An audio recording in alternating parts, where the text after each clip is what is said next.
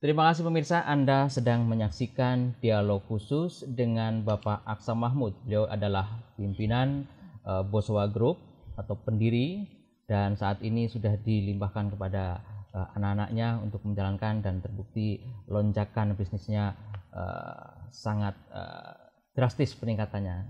Karena itu beliau ini bisa kita ajak untuk diskusi bagaimana menggali inspirasi apa yang pantas kita ikuti di masa-masa mendatang.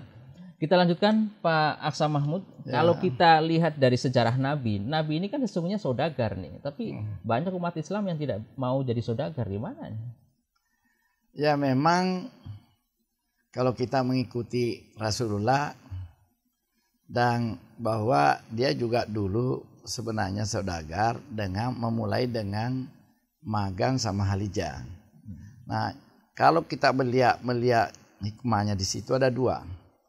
Bahwa pertama magang untuk belajar sebagai pengusaha, kemudian di situ membangun kepercayaan. Karena begitu tingginya kepercayaannya sampai Halijah mau menjadikan suaminya. Karena tidak ada wanita yang mau dia terima kalau tidak dia percaya. Jadi inilah pentingnya bahwa kepercayaan sangat tinggi dalam dunia usaha. Jadi kalau Anda tidak punya kepercayaan, jangan coba masuk di dunia usaha. Oleh karena itu saya selalu pesan, kepercayaan itu sangat penting sekali. Boleh kita tidak punya uang, tapi jangan kehilangan kepercayaan. Begitu kehilangan kepercayaan, tinggalkan dunia bisnis ini. Karena itu membangun kepercayaan kembali itu sangat susah, terutama di lembaga-lembaga keuangan. Apalagi selain kepercayaan untuk kunci sukses bisnis Anda selama ini? Sebenarnya intinya bahwa kita intinya adalah kemauan. Kerja keras itu harus penting. Sehingga kita itu punya filosofi bahwa pertama adalah bekerja keras. Dan itu saya kira semua tahu bahwa setiap orang bekerja keras adalah hasilnya. Tapi itu tidak cukup hanya bekerja keras. Kita harus belajar terus-menerus. Oleh karena Nabi juga mengharapkan tuntutlah ilmu sampai di liang lahat. Jadi Islam juga sudah mengajarkan untuk kita menuntut ilmu tidak ada hentinya. Oleh karena itu kita harus belajar terus. Dan terakhir kita harus berdoa. Karena nasib orang itu ada di atas. Tuhanlah yang menentukan. Karena itu kan sudah dinyatakan bahwa nasib, ajal, jodoh itu di tangan Tuhan semuanya. Oleh karena itu tugas kita hanya bekerja keras, belajar terus dan berdoa. Kalau ini kita penuhi, saya kira terakhir sebagaimana janjinya Allah bahwa apa yang kita minta asalkan betul-betul tawadu ikhlas, insya Allah akan dia berikan.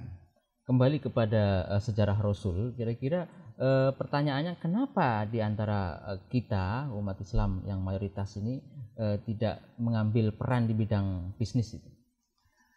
Sebenarnya kalau menurut saya, dulu negeri ini merdeka itu kan awalnya mulai dari Serikat Islam itu usaha, tapi Serikat Dagang Islam, tapi terjadi pergeseran sehingga ada kecenderungan umat Islam kita ini mencari jalan kompas itu.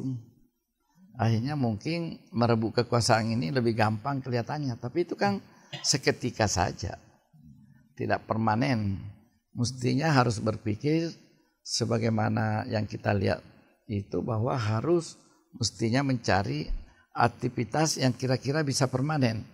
Kalau permanen itu sebagai seorang politikus yang memang bisa membawa dia baik hidupnya, ya itu boleh saja. Semua bidang itu baik berdasarkan potensi masing-masing kan. Tapi kalau kita berbicara usaha, sebenarnya semua orang mempunyai potensi. Karena memang dibuktikan bahwa kita sebagai orang Islam itu awalnya adalah bersumber daripada ajaran Islam kan pengusaha. Jadi pimpinan Islam pertama ini kan pengusaha sebenarnya. Mungkin itu sebabnya negeri ini belum bisa menemukan kemakmuran lebih besar karena belum pernah diberi kesempatan pengusaha memimpin negeri ini. Nah, dalam konteks pengkaderan ini belajar dari Rasulullah gimana? Kalau saya mengharapkan bahwa bagaimana generasi muda ini diperbanyak banyak magang. bahwa jadi setiap anak-anak kita ini yang tamat alumni HMI sebaiknya dimagangkan di perusahaan-perusahaan, dan mungkin cuma ya memang ada pengaruh kalau sudah kasihkan bekerja, sudah dia lebih percaya, udahlah aku bekerja saja. Tapi oke lah, saya setuju, tapi harus profesional. Jadi sebenarnya lebih baik kita arahkan anak-anak kita dulu menjadi profesional semuanya. Nanti di tengah-tengah profesionalismenya, mungkin di situ akan menemukan jalan pemikiran-pemikiran baru berdasarkan pengalamannya, akan keluar menjadi seorang pengusaha, seorang entrepreneur. Dan perubahan mindset juga harus dimulai. Iya, harus perubahan.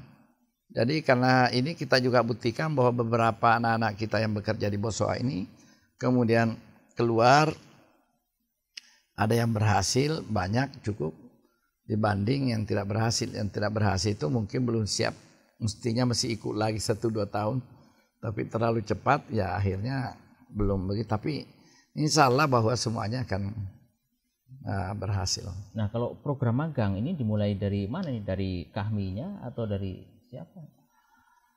Kami kan begini, sebenarnya kalau magang ini saya anjurkan anak-anak ini harus mencari sendiri. Dia harus baca kira-kira apa yang ada di lingkungannya. Karena kalau menurut saya, setiap langkah, setiap jengkal itu kan pasti ada sesuatu yang bisa diuangkan di situ. Apalagi kalau kita sudah menemukan persimpangan.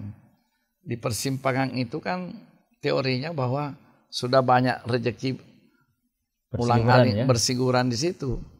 Cuma ya belum bisa membaca bagaimana menguangkan ini.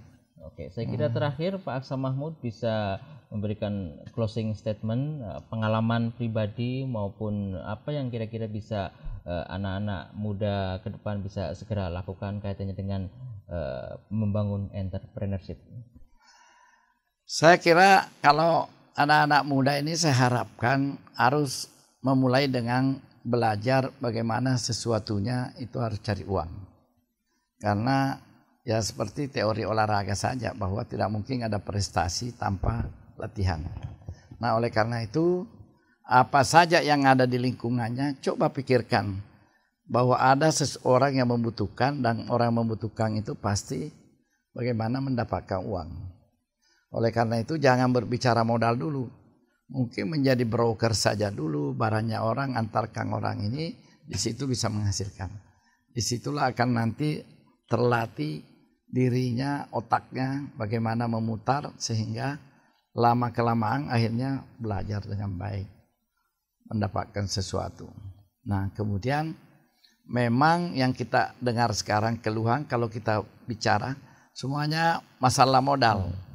Kalau menurut saya pemerintah kan sudah cukup banyak memberikan kesempatan, cuma anak-anak kita sekarang ini masih belum tahu bagaimana mengeluarkan dana yang tersedia di pemerintah. Seperti di Menteri Koperasi itu banyak untuk menjadi pengusaha pemula sebenarnya, dan bunganya ringan.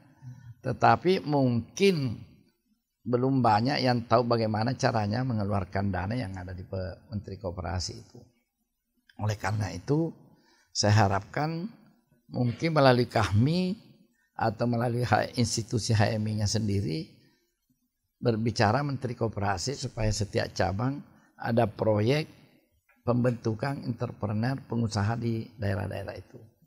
Nah, cuma memang perbedaan anak-anak kita sekarang dengan yang dulu karena sudah sekolahnya tinggi, sudah S1, ya maunya elit semuanya. Tidak ada yang mau mulai gulung apa itu angkat-angkat ya ini. Nah, itu yang mahal sebenarnya. Kalau ada yang bersedia seperti itu, saya kira akan juga meraih kesuksesan. Karena isyarat untuk sukses itu tidak ada keharusan baru harus anak pengusaha, harus orang ini, disiplin ilmu ini. Justru data yang mengatakan bahwa lebih banyak insinyur jadi pengusaha daripada sarjana ekonomi. Oke, saya kira terima kasih Pak Aksa Mahmud. Jadi memang untuk menjadi pengusaha tidak mesti harus ada uang dulu ya, tapi bagaimana iguh kalau istilah Jawanya itu, bagaimana kita bisa mampu mengakomodir atau memanfaatkan potensi yang ada untuk menghasilkan sesuatu menjadi ada. Baiklah pemirsa, mudah-mudahan perjumpaan atau bincang-bincang ini bisa memberikan inspirasi buat Anda untuk menekuni bidang usaha di masa mendatang. Terima kasih atas perhatian Anda. Assalamualaikum warahmatullahi wabarakatuh. Waalaikumsalam.